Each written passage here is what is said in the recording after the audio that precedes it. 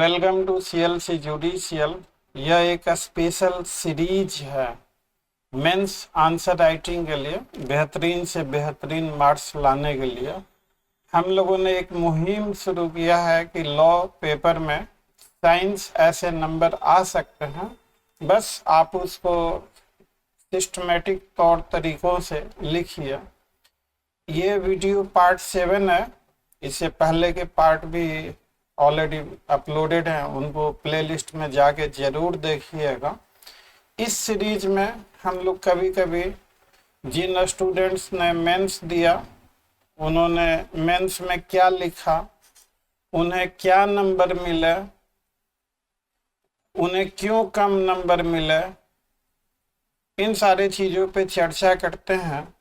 अगर आपका मेंस में कम नंबर आता है तो उसका बेहतरीन तरीका आप RTI के जरिए अपनी मेंस की कॉपी ऑब्टेन कीजिए, और मैं हमेशा आपके लिए अवेलेबल हूँ, आप मुझसे संपर्क कीजिए। तो ये जो समस्या है मेंस में कम नंबर आने की, ये समस्या आपकी दूर हो सकती है।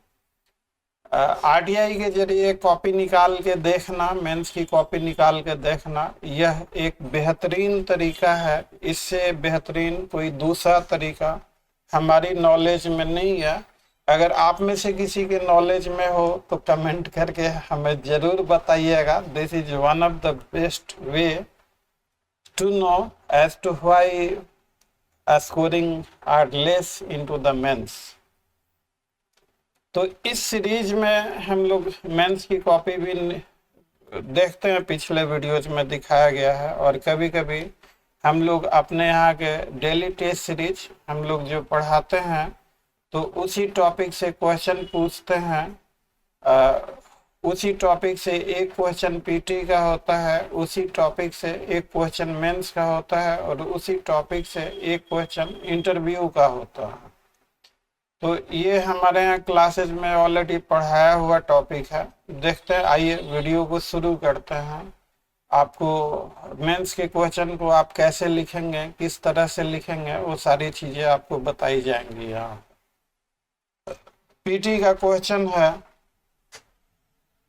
Which of the following is not transferable.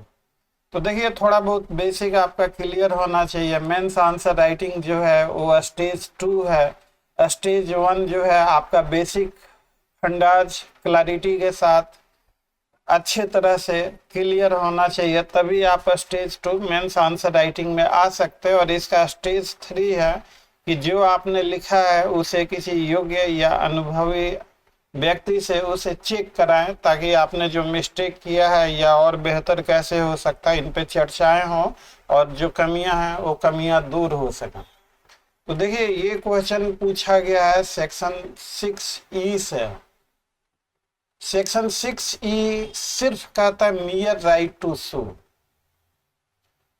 थोड़ा यहाँ पे हम लोग चर्चा कर ले थोड़ा सा। मैं अब ये शॉर्ट वीडियो है, अब टीचिंग तो नहीं हो सकती। अब क्लासेज में टीचिंग बहुत डिटेल में 2-2, 3-3, 4-4 क्लासेज होती है इसी टॉपिक पे, तो ये शॉर्ट में समझिएगा।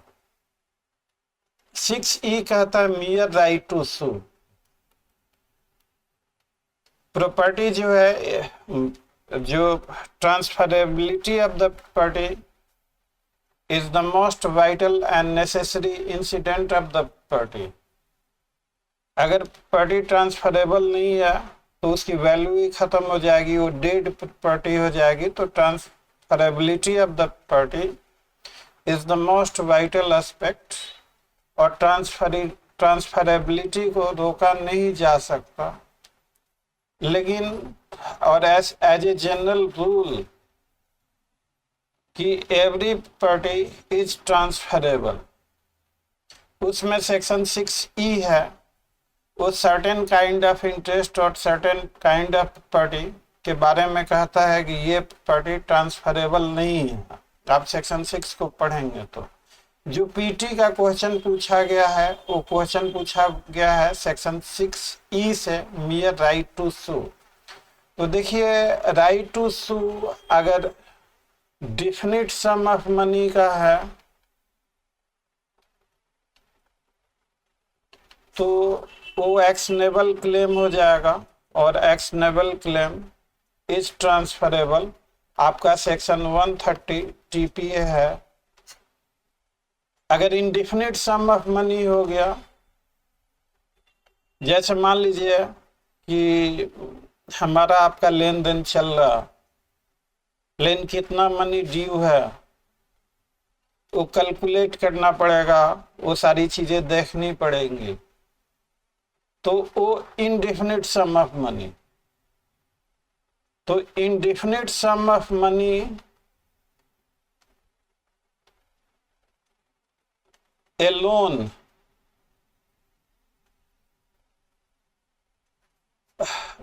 cannot be transferred by way of right to sue। तो राइट टू सू अगर इंडेफिनिट सम ऑफ मनी का है तो, और सिर्फ राइट टू सू है, तो जो सेक्शन 6E में यूज किया गया मियर राइट टू सू, तो मियर राइट टू सू जो यूज किया गया है वो इनडेफिनिट सम ऑफ मनी के लिए यूज किया गया है, क्योंकि डेफिनिट सम ऑफ मनी तो एक्शनेबल क्लेम हो जाएगा, ट्रांसफरेबल है। तो अगर इंडेफिनिट सम ऑफ मनी का राइट टू सू देना है तो उसके अलावा आपको ऑनरशिप का भी कुछ राइट या कुछ और भी राइट देना पड़ेगा, तभी वो ट्रांसफरेबल होगा, अदरवाइज ट्रांसफरेबल नहीं होगा। सेक्शन 6E को आप पढ़ेंगे तो ये चीजें आप देखेंगे। तो ये जो right to sue for definite sum of money जो है, तो ये तो एक्शनेबल क्लेम हो गया, ये ट्रांसफरेबल है। ये इंडेफिनिट सम ऑफ मनी जो है ये एक्शनेबल क्लेम नहीं है, ये ट्रांसफर नहीं हो सकता। अनसिक्योर्ड डेट एक्शनेबल क्लेम का ही दूसरा नाम है। तो ए और सी ट्रांसफरेबल है, तो और बी ट्रांसफरेबल नहीं है, नॉट ट्रांसफरेबल पूछा जा रहा, तो इसका करेक्ट आंसर बी होगा। अब इसमें पूछा गया है कि right short naught upon transferable upon non transferable property. तो मेंस आंसर राइटिंग का जो हमारा फार्मूला है कि आपका इंट्रो अच्छा होना चाहिए। मेंस आंसर राइटिंग का जो एक पार्ट 1 आपका जो है वो इंट्रो है, पार्ट 2 आपका सब्जेक्टिव बॉडी जो है, और पार्ट 3 लॉन्ग टाइप का क्वेश्चन है, तो उसमें आप कंक्लूजन वगैरह लिख सकते हैं। आप मेंस के क्वेश्चन को हमेशा 2 से 3 बार पढ़ें ताकि ये एक्यूरेट रहे। आपको शॉर्ट नोट कहा जा रहा है वो भी 10 नंबर का लिखने का, कि भाई वो कौन सी प्रॉपर्टी है जो नॉन ट्रांसफरेबल है। तो इसके इंट्रो के तौर पे ओपनिंग लाइन, अगर आपका ओपनिंग लाइन अच्छा है तो एग्जामिनर उससे इम्प्रेस होता है और आपको अच्छे नंबर दे सकता है। लेकिन अगर ओपनिंग लाइन आपका इम्प्रेशन क्रिएटिंग नहीं है तो एग्जामिनर को बोरियत होती है। ऐसे देखे गए हैं कि आपने ठीक भी लिखा है तो अच्छे नंबर नहीं मिल पाए। तो मेरे हिसाब से ओपनिंग लाइन पे जरूर आप ध्यान दीजिएगा, एक्स्ट्रा कॉसेस होते हुए उस पर जरूर फोकस कीजिएगा ओपनिंग लाइन पे। तो ओपनिंग लाइन बहुत तरह के हो सकते हैं। थीम ये है कि भैया सारी प्रॉपर्टी ट्रांसफरेबल है, ट्रांसफरेबिलिटी है जो most essential and vital element of property. अगर प्रॉपर्टी ट्रांसफरेबल नहीं है तो उस प्रॉपर्टी की डेथ हो जाती है, उसकी कोई वैल्यू नहीं रहती। इस रूल का एक्सेप्शन है, तो आप ऐसे भी शुरू कर सकते हैं, transferability of the property is the most vital and necessary incident of any property. In the absence of transferability, the property becomes dead. As a general rule, all property is transferable. Section 6 is an exception to this rule. आप इस तरीके से लिखें, Section 6 is an exception to this rule. और section 6 के जो clause हैं A to I तक, इन क्लॉज को आप एक एक लाइन डील कर दें।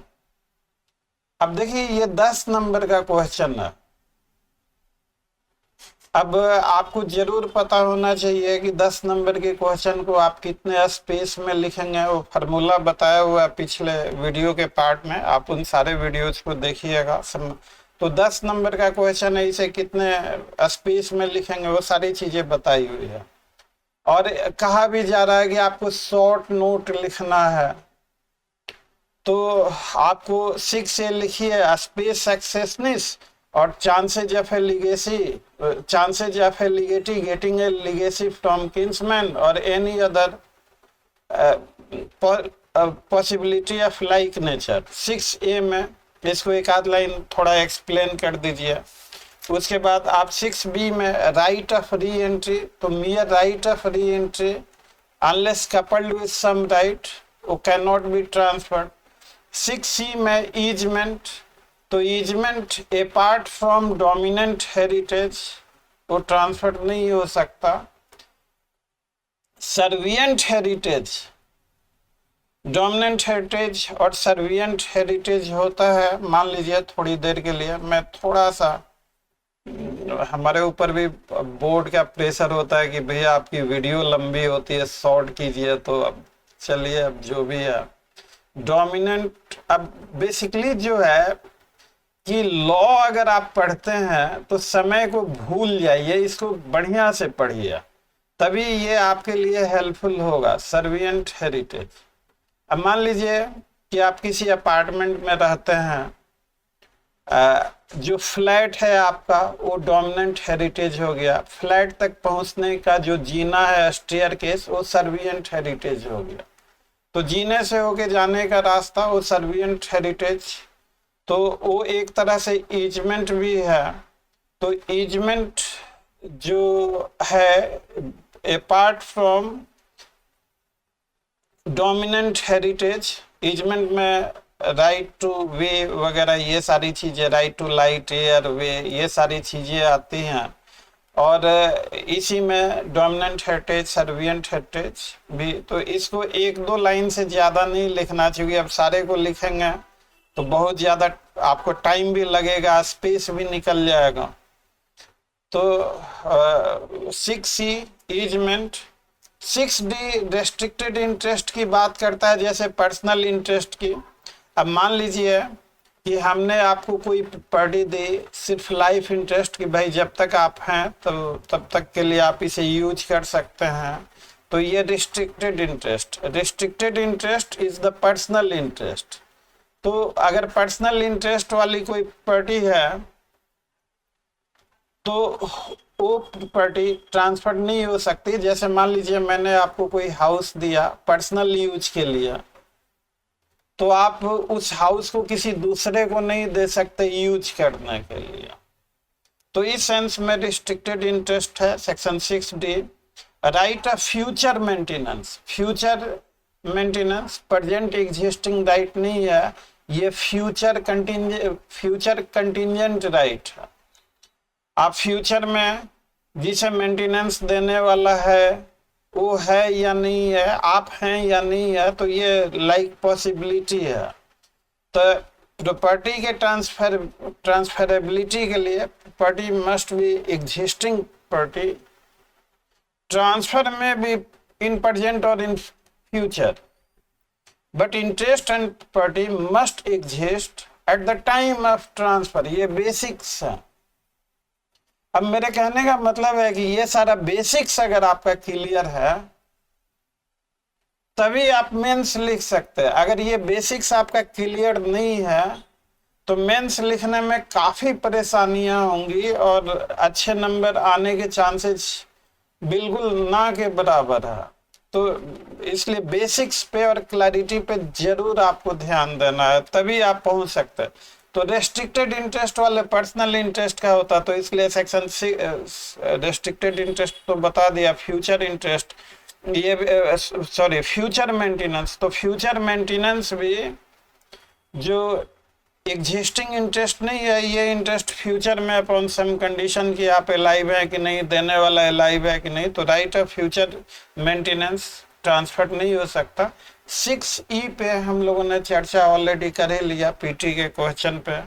पब्लिक ऑफिस या सैलरी या पब्लिक सर्वेंट, तो पब्लिक ऑफिस उसके पर्सनल क्वालिफिकेशन पे है, इसलिए इसको नॉन ट्रांसफरेबल बनाया गया है। पेंशन भी जो है पर्सनल चीज है उसके पर्सनल क्वालिफिकेशन पे मिलता है, इसलिए पेंशन को भी नॉन ट्रांसफरेबल बनाया गया है। और transfer repugnant to nature of interest so created, तो ये 6H में दो तीन चीजें लिखी हुई है। Nature of interest so created repugnant to, दूसरा कि फॉर अनलॉफुल ऑब्जेक्ट और कंसिडरेशन, या to a person legally disqualified to be transferee. तो अगर मान लीजिए कि मैं आपको बोलूं कि मैं आपको हवा दे रहा हूं, एयर, तो कुछ ऐसी चीजें हैं जो रेस कम्यून्स हैं, जैसे एयर, सनलाइट, इन चीजों का कोई मालिक नहीं होता, ये प्राकृतिक चीजें हैं और ना कोई मालिक होता, ना इन चीजों को ट्रांसफर किया जा सकता। सेक्शन 6H के पहले क्लॉज के अंतर्गत कोई ऐसी चीज, अगर कोई पार्टी जिसका अनलॉफुल ऑब्जेक्ट और कंसिडरेशन है तो उसका भी ट्रांसफर नहीं हो सकता। जैसे आपने कहीं डकैती की, डकैती से जो पार्टी मिली तो पार्टी आप नहीं आगे ट्रांसफर कर सकते, because that transfer becomes for unlawful object and consideration, और person legally disqualified to be transferee. तो जैसे आप ट्रांसफरी हैं लेकिन इंसॉल्वेंट हो गए तो फिर आपको राइट नहीं है।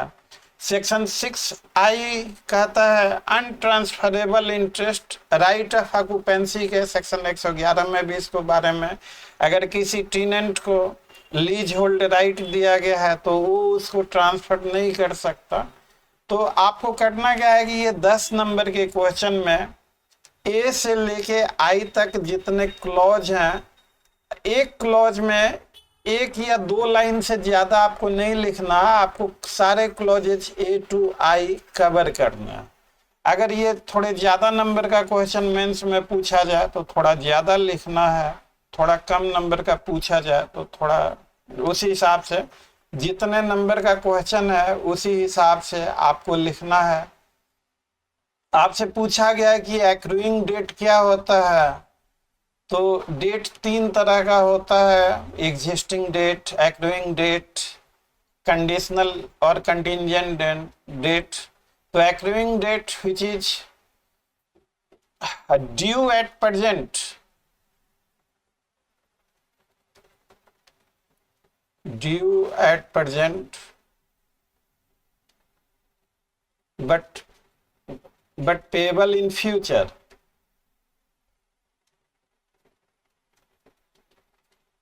तो ऐसे डेट को हम लोग एक्रूइंग डेट कहते हैं। एक्रूइंग डेट भी एक्शनेबल क्लेम हो सकता। तो पॉइंट इज दिस कि इन सारे टॉपिक को आप क्लैरिटी से करेंगे तो अच्छा रहेगा, आपका मेंस शानदार होगा, अच्छा होगा। हम लोग बहुत ही लोएस्ट चार्जेस पे जो पढ़ाते हैं उसी से क्वेश्चन पूछते हैं, उसी सब्जेक्ट से, और इसका एक्सप्लेनेशन भी देते हैं, सारी चीजें देते हैं। बहुत सारे हम लोग वो टेस्ट सीरीज भी, ये DTS 1 हो गया, और भी हम लोगों के टेस्ट सीरीज भी हैं। मैं कुछ आपको टेस्ट सीरीज के यहाँ पे एग्जांपल्स दिखा दूं। अब जैसे मान लीजिए कि ये हम लोगों का TPA का टेस्ट सीरीज है, तो TPA का मतलब पूरे TPA के सारे सेक्शंस को मॉड्यूल में बांट दिया गया है। एक मॉड्यूल में 50 क्वेश्चंस हैं। ये TPA का मॉड्यूल 1 है आपके सामने, ये आप बनाएंगे, इसको देखेंगे टीचिंग के साथ साथ। तो अगर इससे आप कर लेते हैं तो एग्जाम में कोई भी क्वेश्चन खासकर PT में आपका मिस नहीं होगा। इसी तरह से हम लोगों ने GK का भी बनाया हुआ है, वो भी मैं आपको दिखाऊं, जस्ट एक सेकेंड। ये GK का, जैसे हम लोगों ने हिस्ट्री का, हर चीज का, अब जैसे मॉडर्न हिस्ट्री का ये मॉड्यूल है, तो ये मॉडर्न हिस्ट्री से संबंधित क्वेश्चंस हैं, इनको आप बना लेंगे, मतलब ये पूरे सीरीज को बना लेंगे, तो chances of missing the question नहीं है, सारे के सारे कवर हो जाएंगे। आप हर रोज मेंस की तैयारी कर रहे हैं, हर रोज आपका ये क्वेश्चन आंसर सेशन हो रहा, सारी चीज को क्लैरिटी से और बहुत ही कम चार्जेस पे कर रहे हैं, तो आई होप एंड बिलीव कि अच्छा रहेगा। इस मुहिम से जुड़िए, इसे सहयोग, मेंस की समस्या बहुत सारे स्टूडेंट की समस्या है। हमने पिछले एक वीडियो पार्ट 3 में दिखाया भी था, एक किसी स्टूडेंट को इंटरव्यू में 80 मार्क्स आता है, फिर भी उसका सिलेक्शन नहीं होता है। जीके में उसका 100 में 79 मार्क्स है, इतना शानदार नंबर जीके में। इंटरव्यू में 100 में 80 नंबर, फिर भी सिलेक्शन नहीं हुआ। क्यों सिलेक्शन नहीं हुआ? क्योंकि मेंस में उसके बहुत ही खराब नंबर। तो मेंस को कभी इग्नोर मत कीजिएगा। मेंस में अगर आपके अच्छे नंबर आते हैं तो उससे आपका रैंक भी डिसाइड होता है, सफलता गारंटीड है। अंत में वीडियो अच्छा लगा हो तो वीडियो को लाइक, चैनल को सब्सक्राइब और इसे ज़्यादा से ज़्यादा शेयर कीजिए ताकि यह वीडियो हर ज़रूरतमंद स्टूडेंट तक पहुंच सके। Thanks for watching, see you again, till then, bye bye.